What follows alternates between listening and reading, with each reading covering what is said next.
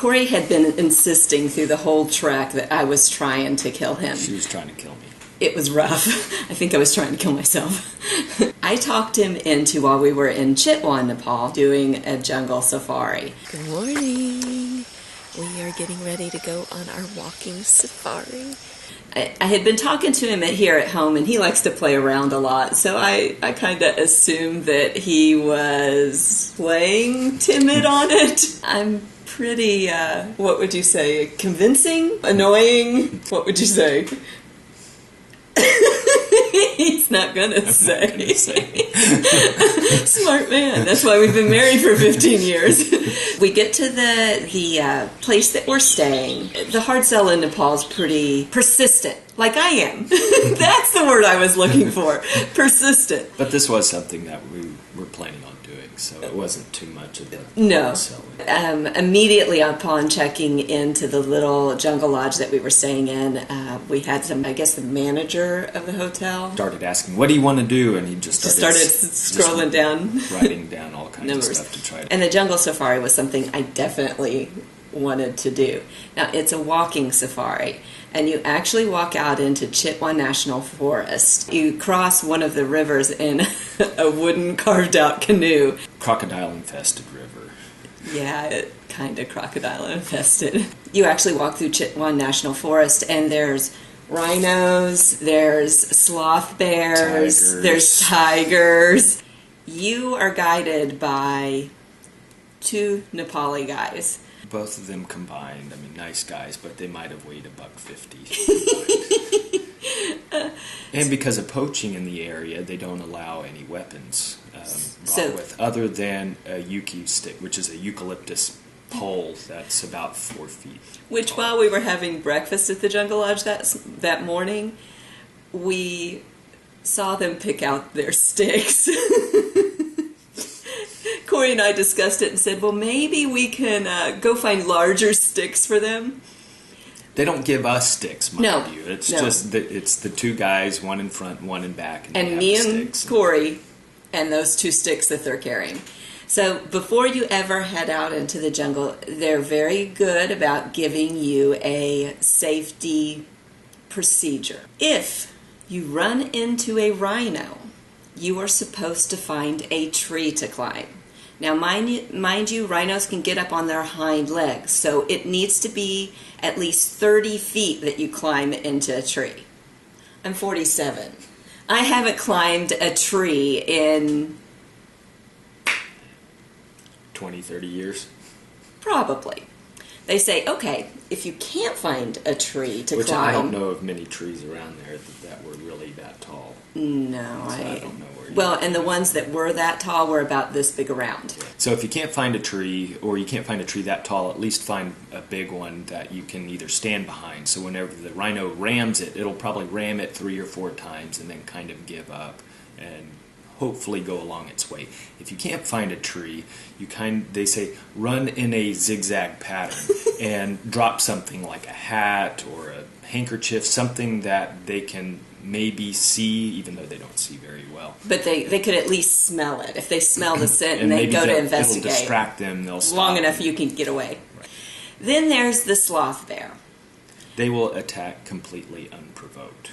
Call them sloth bears because their claws are about the size of a sloth's claw, and they look like country bear jamboree bears on crack. Yeah. They look like psychos. They totally look like psychos.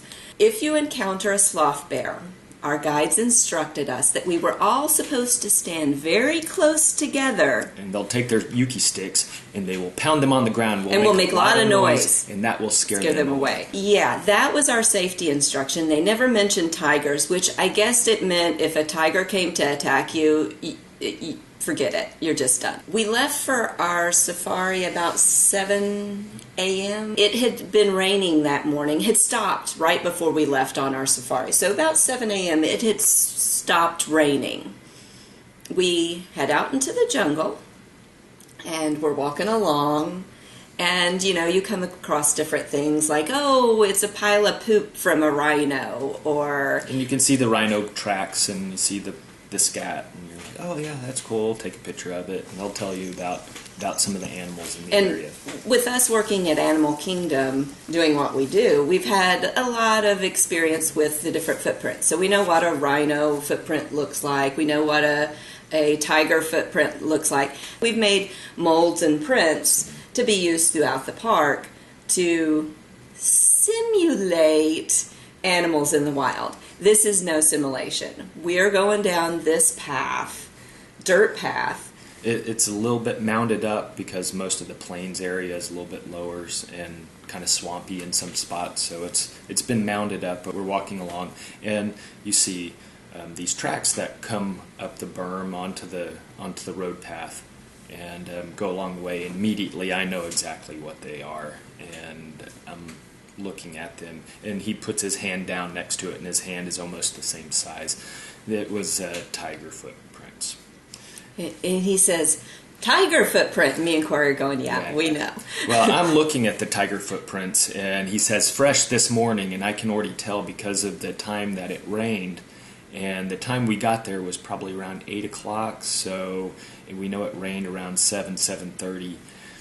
The prints were over the rain droplets that were in it. So I already had the idea I'm thinking, how cool! And I'm thinking, it's been 45 minutes since it's passed through here. So I immediately get images of taking a few steps. I'm going to see teeth coming at me like this. I'm going to hear screams because it's going to be me screaming. I'm going to feel its hind legs ripping and kind of disemboweling. A couple more screams, blood and red, and then that's how I'm going to go. This is hairs are sticking up on the back of my head. I'm thinking that she not only is trying to kill me, she has killed me today. I'm done. Now the question is, why would I do that? He had it on film several times that I was trying to kill him, so I wouldn't be able to collect the life insurance, right? Well, this is true, but you could claim insanity. Yeah, I probably could. And get away with that. Mm-hmm. Well, needless to say, we didn't even see a tiger. Now, we did see a sloth bear in the distance. Yeah. We did see some rhinos. A lot of neat, easygoing creatures. Not ready to maul you kind of creatures. Yeah. Peacocks. Interesting birds, some ungulates, but yeah, no bears. But for a moment, Corey got the thrill of knowing what it's like to be out in the jungle. And your wife trying to kill you. This is the first one. Hopefully not too fresh.